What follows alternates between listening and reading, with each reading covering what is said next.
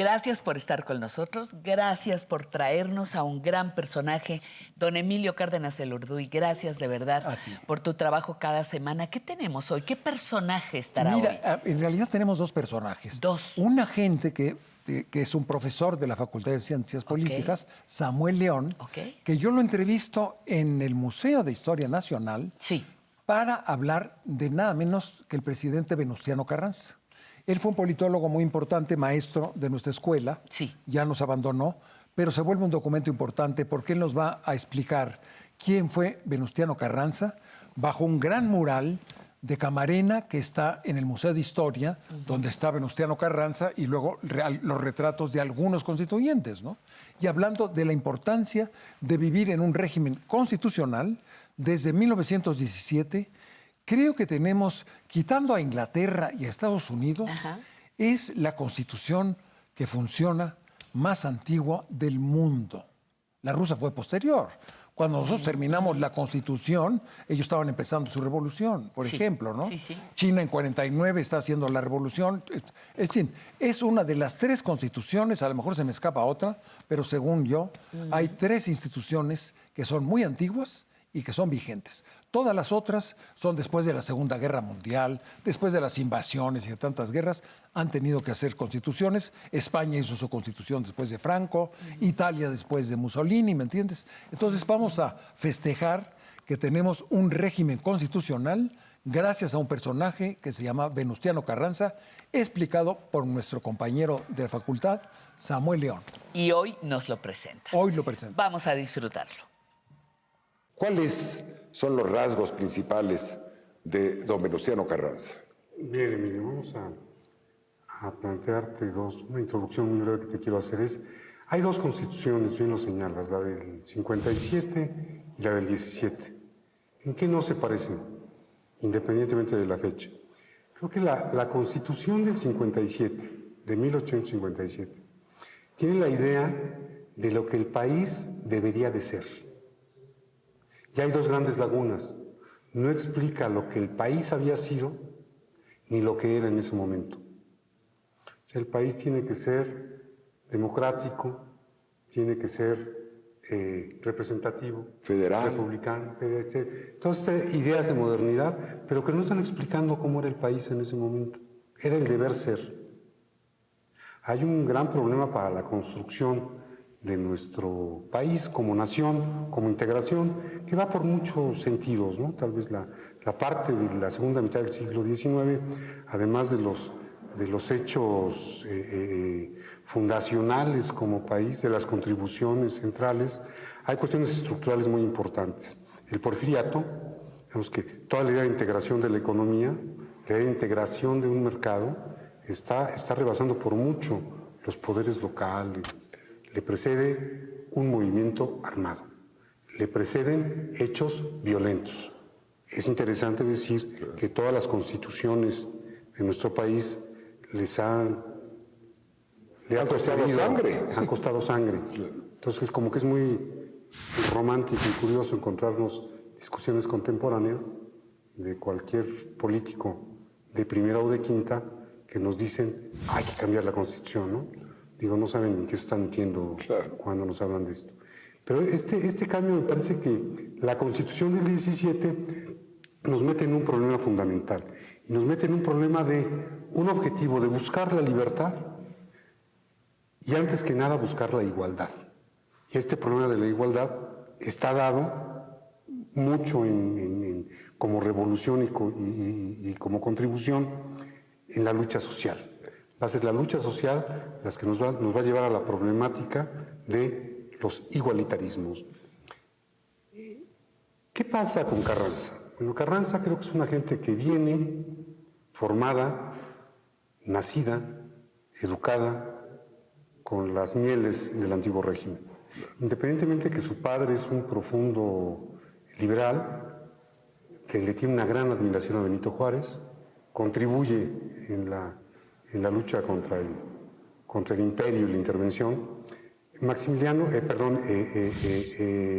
Carranza va a tener una formación académica importante, llega a la universidad, estudia medicina, por un problema de ojos tiene que regresar Pero a trabajar. estudia en San Ildefonso, es un estudiante en San Ildefonso, en la preparatoria que había fundado el presidente Juárez con Gabino Barreda, ¿no? Entonces estará siempre agradecido al hombre que hizo posible que estudiara en la Ciudad de México, ¿no? Él viene de Coahuila. Y bueno, pasando por la escuela preparatoria y por Gabino Barreda, es el origen de la Escuela Nacional Preparatoria, es el proyecto juarista, el de integración de la educación nacional. Un asidero de identidad, curiosamente, son los pies de Cuauhtémoc.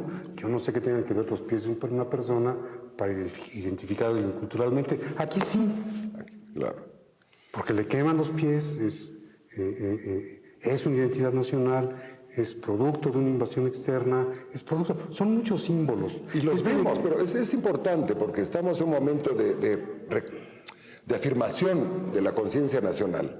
Has hablado de los pies de Cuauhtémoc y todos los que pasan por Reforma ven el bronce en donde está la escena en que le están quemando los pies a Cuauhtémoc por órdenes de Cortés, ¿verdad?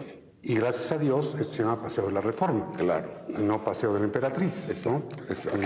Preferimos definitivamente a la Reforma que a la Emperatriz, independientemente de cómo haya estado la Emperatriz. Yo prefiero la Reforma, aunque sea una idea abstracta, ¿no? Pero en fin, estábamos en este libro que es México a través de los siglos, que Venustiano Carranza conoce. Claro, que tiene una formación de toda esta tradición liberal.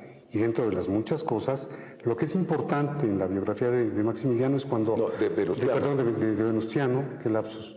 De Venustiano es cuando regresa a Coahuila, se dedica a actividades propias de la hacienda y los negocios del padre, pero además incursiona en política, ¿no? Y esto es fundamental. Se mete como presidente municipal de Cuatro Ciénegas, después va a ser un gobernador interino, protesta y se levanta, inclusive tiene un levantamiento local en contra de unas elecciones que él consideró fraudulentas. Y en fin, Carranza lleva una carrera política interesante durante el porfiriato, ¿no? Iniciada la revolución, creo que hay una idea brillante de Carranza en contra del maderismo, ¿no? Cuando se celebran los tratados de Ciudad Juárez, tiene una frase que es contundente, letal, ¿no? Revolución que tranza es revolución perdida. Carranza va a lanzar el plan de Guadalupe. Es un plan importantísimo donde desconoce a Huerta. Pero no solo a Huerta, está desconociendo a toda la legalidad del viejo aparato. Está desconociendo a la Cámara de Diputados. Está desconociendo al Poder Judicial. Hay que reconstruir este país, ¿no? Y aquí empezamos con los problemas. Carranza se autonombra como el primer jefe del ejército constitucionalista. No es solo la cuestión del primer jefe del ejército constitucionalista, sino que además del campo militar, Carranza se va a Sonora, a Hermosillo, desde ahí va a comandar las acciones de la revolución y empiezan los éxitos militares, ¿no? Tanto Villa como Obregón y Pablo González empiezan a dar frutos con victorias de los federales. Hemos llegado al triunfo de la revolución, hay un primer triunfo de Madero en elecciones, el exilio de Porfirio Díaz, y Huerta da este golpe de Estado en que destroza al poder legislativo, lo encarcela y se crea una dictadura. Ante esta dictadura de Huerta y el asesinato brutal del presidente y el vicepresidente elegidos en 1911, se levantará Venustiano Carranza con la bandera de la Constitución para regresar a la Constitución de 1857, una Constitución de la época de Juárez. Teoloyucan, triunfo contra el huertismo, licenciamiento del ejército porfirista, triunfo de los revolucionarios, y hay una convocatoria de Carranza. Carranza dice que los generales triunfantes, los caudillos triunfantes, tienen que reunirse. Los convoca a una reunión. Empieza con Zapata. Zapata pone dos condiciones. La primera es que renuncie Carranza al cargo de primer jefe de la nación. Cosa que el poder no se concede ni se ese se toma y se ejerce. Francisco Villa va a desconocer el liderazgo del primer jefe y rechaza la propuesta de integrar una convención de generales para decidir el futuro del país. La convención se inicia destituyendo a Carranza, ¿no? La primera idea brillante, absolutamente brillante, es la ley del 6 de enero de 1915. Con esto el carrancismo está atendiendo al plan de la demanda agraria. Julio de 1915 es importante porque el último presidente de la convención, Francisco Lagos Cházaro, se rindió ante las fuerzas constitucionalistas. Aquí entras en el tema, ¿no? El Congreso Constituyente, para 1916, Carranza otra vez emite una convocatoria para la integración de un Congreso, ¿no? Va muy adelante en la cuestión laboral con el trabajo, entre otros, y todo este decantamiento es lo que nos va a plantear que no se trata de una reforma a la Constitución del 57. Sino la creación de una nueva Carta Magna. De una nueva Constitución. Tenemos como parte importante de la agenda la inclusión de las masas en política. Eso es importantísimo en el caso de México. Las masas van a hacer política, las demandas van a ser incluidas y vamos a tener un largo recorrido muy importante que va a ser para la construcción de un poder político a nivel nacional, a nivel territorio, sociedad, espacio, actores y tiempos, ¿no? Pues aquí estamos, mi querido Emilio, después de esta presentación del señor Carranza, comentado por Samuel León, nuestro compañero en la Facultad de Ciencias Políticas, que era un experto en cuestiones constitucionales e historia de México, y lo invité a donde estamos, que es en el colegio, en el Museo Nacional de Historia, ¿no? Pero vale la pena completar un poco la información de esa película, porque la historia siempre es muy compleja, fíjate. Esta parte del norte es sumamente importante, donde surge la revolución. Fíjate que Madero, el que inicia la revolución, el mártir, y también es un mártir Venustiano Carranza, lo matan en Tlaxcalantongo, ¿no? Durmiendo en una cabaña, va huyendo, correteado por Obregón. Son gentes que venían de la élite porfiriana. El abuelo de Madero había sido gobernador de Coahuila. El abuelo, don Evaristo Madero, ¿no? Era una de las familias más importantes del porfiriato. Había luchado con Juárez contra Maximiliano, ¿no?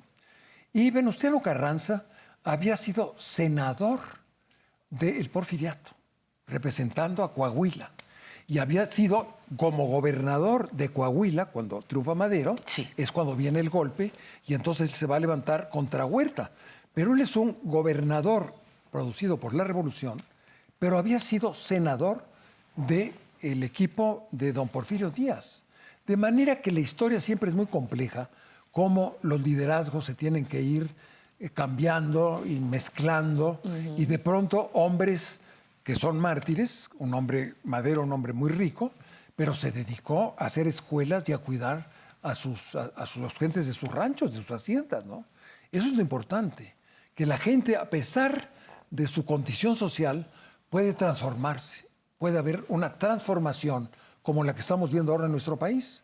Aunque tengas 30, 40 años, yo todavía a los 80 me estoy transformando para manejar bien el teléfono. De manera que no importa nuestro origen, podemos transformarnos. Eso es lo importante. Que eso es lo que destacas de... ¿Cómo le llaman? Transformarte, crecer, evolucionar. Evolucionar, ¿no? Tratando un poco de... Exacto, pero nuestros héroes de la revolución venían siendo gente importante del porfiriato. Y por eso, como conocían muy bien el poder, pudieron acabar con el poder. Por ese poder de 34 años del porfiriato. De 34, ¿verdad? 34 años. Y ahora, afortunadamente, estos dos hombres nos dejaron un régimen constitucional en el cual estamos viviendo e intentando una transformación sin violencia. Eso es lo importante que estamos viviendo. Pues vamos a reencontrarnos muy pronto, en una semana más. En una semana, traerás domingo, otras. Aquí nos vemos contigo y con un enorme público.